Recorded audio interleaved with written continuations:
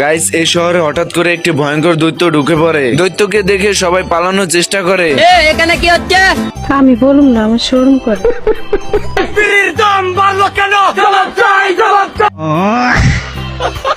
এদিকে রাজা রাজকন্যা দৈত্যের জন্য খুবই চিন্তায় পড়ে যায়।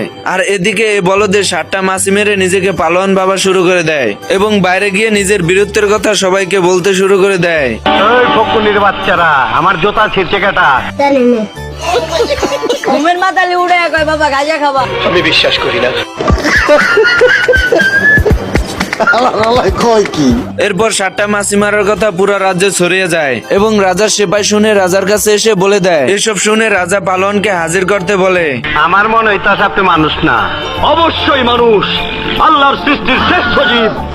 নাম আমার বাদশাহ। আমার হোগা মারা শেষ। আপনার নাম যদি হয় বাদশাহ, তাহলে আমার নাম কি হওয়া উচিত? আচ্ছা, কলঙ্ক। কলঙ্ক তোরা যোগী ঠাকুরের ভাই নামে কলঙ্ক। মাথায় নষ্ট মামা।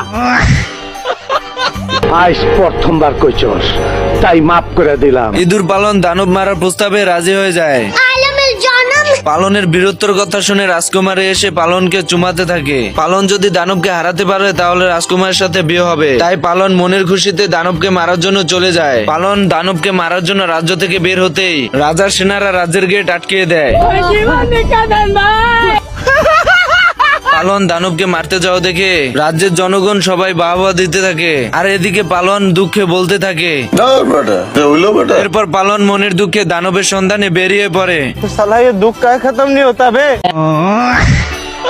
পালন ভয়ে বসে বসে কাঁদতে থাকে। এর ভিতরে দৈত্য এসে হাজির হয়। তা দেখে পালন ভয়ে পালাতে শুরু করে। তোরা কে নাস আমার বাসা, আমার বোন কাপড় পরছে, আমার শাশুড়ি আমি জানতাম না।